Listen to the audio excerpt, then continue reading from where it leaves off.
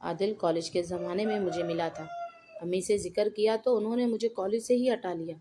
اپنی دانست میں انہوں نے اپنی اکڑ اور نادان بیٹی کو نوخیز عمر میں ایک بڑی غلطی سے بچا لیا تھا، اور میں عرصے تک سوچتی رہی کہ ممکن ہے کہ وہی میری منزل ثابت ہوتا۔ بہرحال اب تو نہ منزل سامنے تھی اور نہ منزل کا نشان۔ وقت گزرتا رہا اور میں چپکے سرکتی عمر کے متعلق سوچتی اور کڑتی رہی۔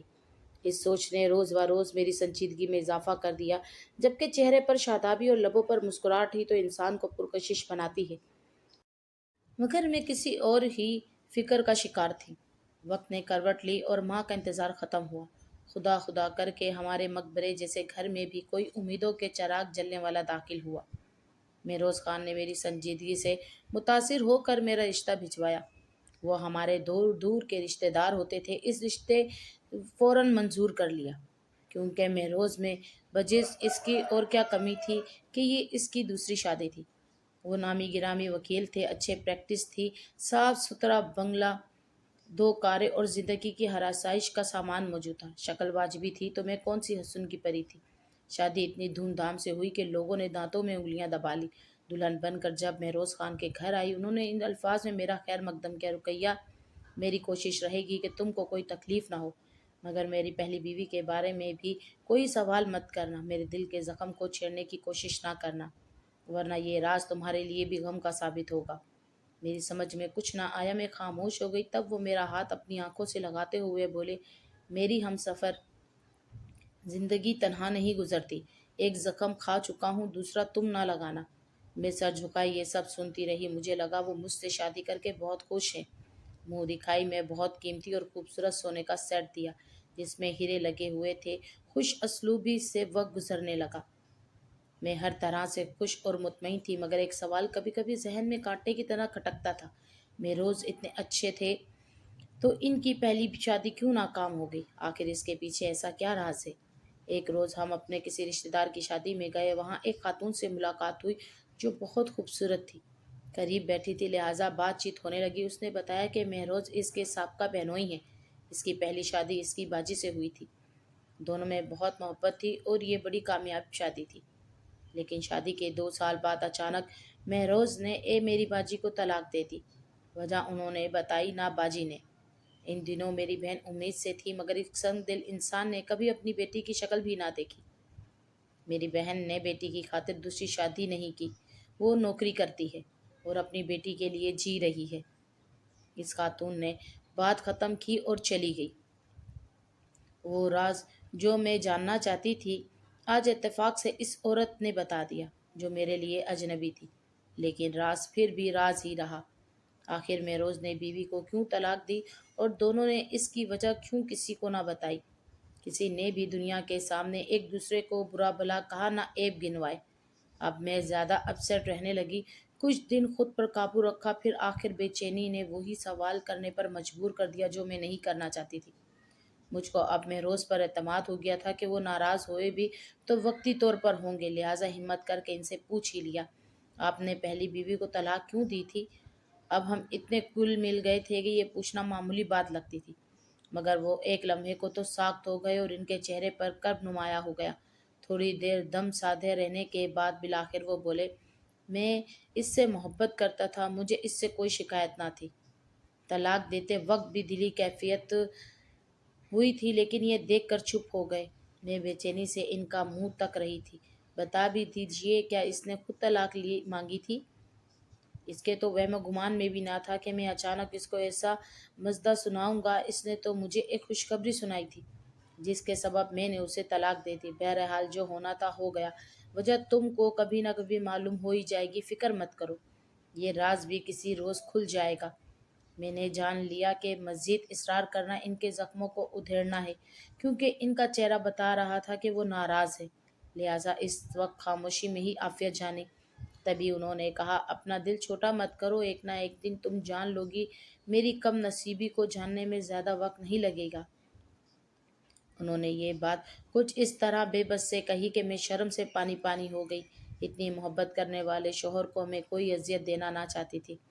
خود سے وعدہ کر لیا کہ کبھی بھول کر بھی ایسا سوال پوچھ کر انہیں آزمائش میں نہ ڈالوں گی۔ عرصے تک خاموش رہی۔ شادی کو 5 سال گزر گئے مگر میرے اندر کے فطری حس نے چین نہ لینے دیا۔ گھر میں پڑا پرانا سامان کھول کھول کر دیکھنا شروع کر دیا۔ جب وقت ملتا تو ان کی کتابوں کی الماریاں چھانتی۔ بالآخر مجھے ایک فائل سے ایک تصویر مل گئی جو ان کے شادی کے اول دن کی تھی۔ دلہن اتنی خوبصورت تھی کہ میں بہت رہ گئی۔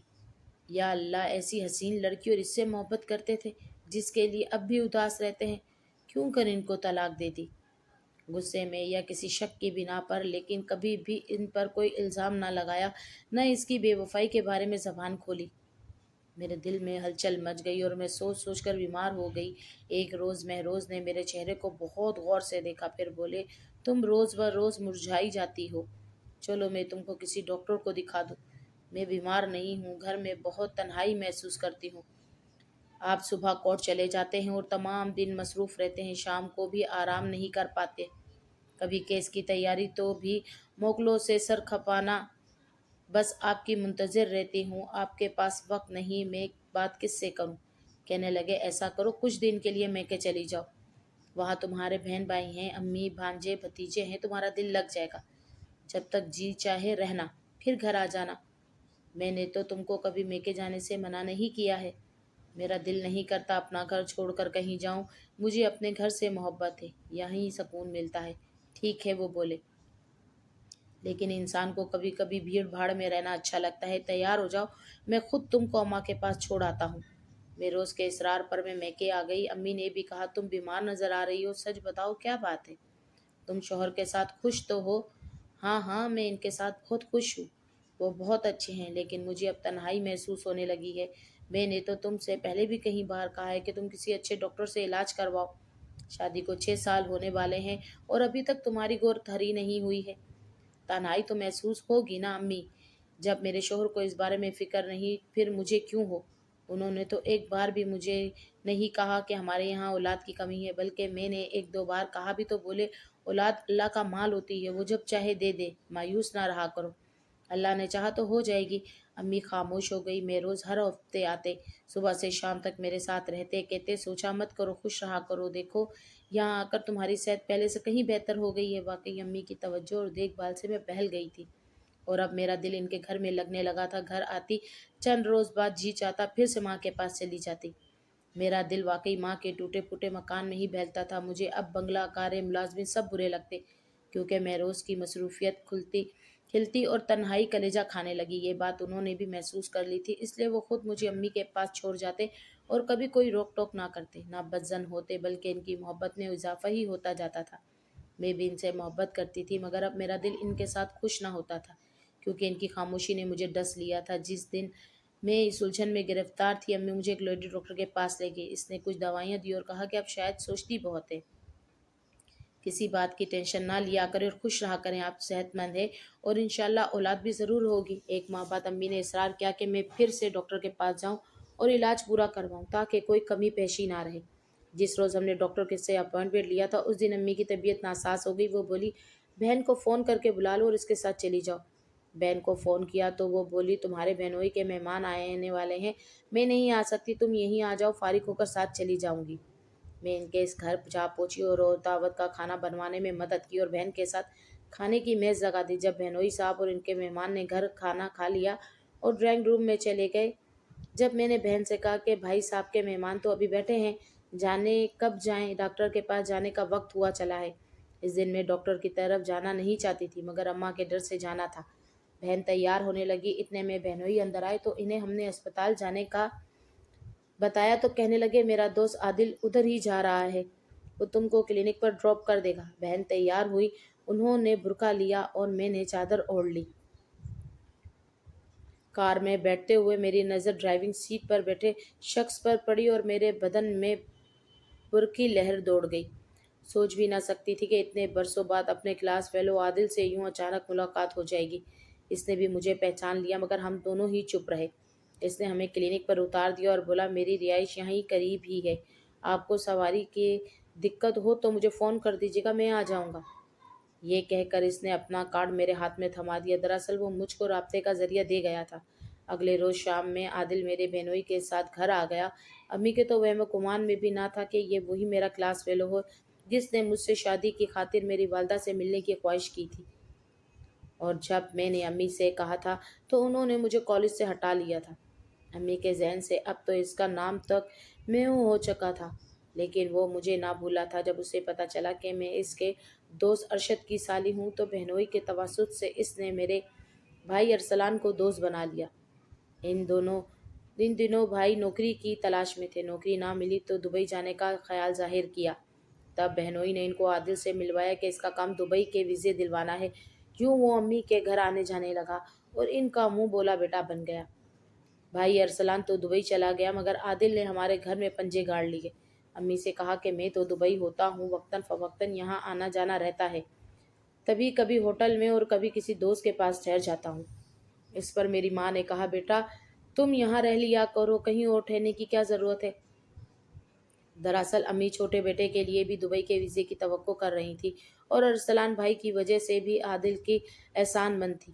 مجھے اپنے شوہر مہروز خان سے محبت تھی، میں بے وفائی کو گناہ سمجھتی تھی، اور عادل نے بھی ایسا کوئی اشارہ نہ دیا تھا جس سے مجھے بدگمان ہوتا کہ وہ ماضی کے رشتوں کو پھر سے استوار کرنا چاہتا ہے۔ ہمارے درمیان محبت کا کوئی خیال تو چلا ہی نہیں تھا جب اس نے محض پسندگی کا اظہار اور شادی کا عندیہ دیا تھا۔ میں نے امی کو بتایا تو انہوں نے تو اس بات کو کسی اور رنگ میں لیا اور خوف زدہ ہو کر مجھے کالج ہی نہ جانے دیا۔ بس اتنی سی کہانی تھی جو ختم ہو گئی، اور امی کے پاس آتا تو مجھ سے بھی باتیں کرتا۔ نہیں معلوم کہ اس کے دل میں کیا تھا۔ اس نے امی کو بتایا تھا کہ اس کی شادی دبئی میں ایک عربی کے بیٹی سے ہوئی تھی، لیکن کچھ ماہ بعد طلاق ہو گئی۔ میں اس کے سوا کوئی اور بات اس کے بارے میں نہ جان سکی اور نہ ہی جاننے کی صحیح کی، کیونکہ مجھے اس سے اب کوئی لین دین لینا نہیں تھا۔ اس بار زیادہ دن میکے رہنے سے امی کو فکر ہونے لگی، بولی اب تم اپنے گھر چلی جاؤ تو بہتر ہے۔